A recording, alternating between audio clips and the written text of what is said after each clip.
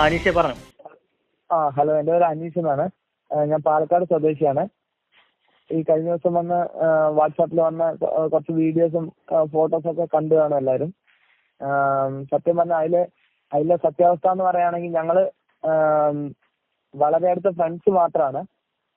എൻ്റെ കൂട്ടുകാരും ഞാനും കൂടി കഴിഞ്ഞ ദിവസം ലീവ് കിട്ടിയപ്പോൾ ബീച്ച് കാണാൻ വേണ്ടി പോയി.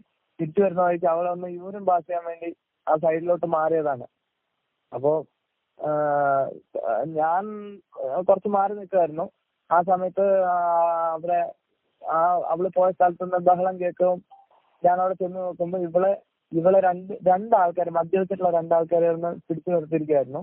അതായത് നീ ഇവിടെ വന്നിരിക്കുന്ന വേറെ കാര്യത്തിനാണ്, അതായത് നീയും കൂടെ വന്ന ഞാനും തമ്മിൽ എന്തോ റിലേഷൻ ഉണ്ട്, അത് കാരണം നീ ഒരു കാര്യം ചെയ്യ്, പിന്നെ നീ പൈസയ്ക്ക് വേണ്ടി വരുന്നതല്ലേ, നമുക്കറിയാം എന്നുള്ള രീതിയിൽ ആ കുട്ടീനെ അവിടെ പിടിച്ചു നിർത്തിയിരിക്കുകയായിരുന്നു. അപ്പൊ രണ്ടുപേരുള്ളത് കൊണ്ട് ഞാൻ മാക്സിമം അവരെ എതിരിട്ട് ആ ഒരു സിറ്റുവേഷൻ ഒന്ന് മാറിക്കഴിഞ്ഞപ്പോഴത്തേനും ഞങ്ങൾ കംപ്ലൈന്റ് ചെയ്യുന്നു പറഞ്ഞു.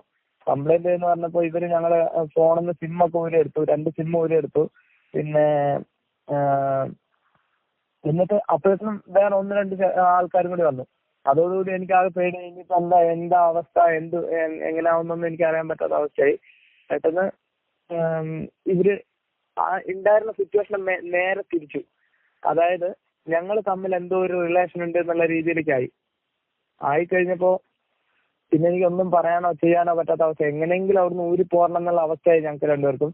അത് എനിക്കും ആ കുട്ടിക്ക് നല്ല വൃത്തിയായിട്ട് അറിയാം. എന്തായാലും ഇത് ചെയ്ത് ഇനി ഈ ഒരു സാഹചര്യത്തിൽ എനിക്കോ അവൾക്കോ അല്ലെങ്കിൽ ഞങ്ങളുടെ കുടുംബക്കാർക്കോ പുറത്തോട്ടെന്ന് പറഞ്ഞ് നടക്കാനോ അല്ലെങ്കിൽ കൂട്ടുകാരോ അല്ലെങ്കിൽ നാട്ടുകാരുടെ മുഖത്ത് നോക്കാനോ ഒന്നും പറ്റാത്ത ഒരു അവസ്ഥയാണ്. എന്തായാലും ഇതിപ്പോ ഞങ്ങൾക്ക് സംഭവിച്ചു പോയി. ഇതിനെ ഞങ്ങൾ ശക്തമായിട്ട് എതിർക്കും.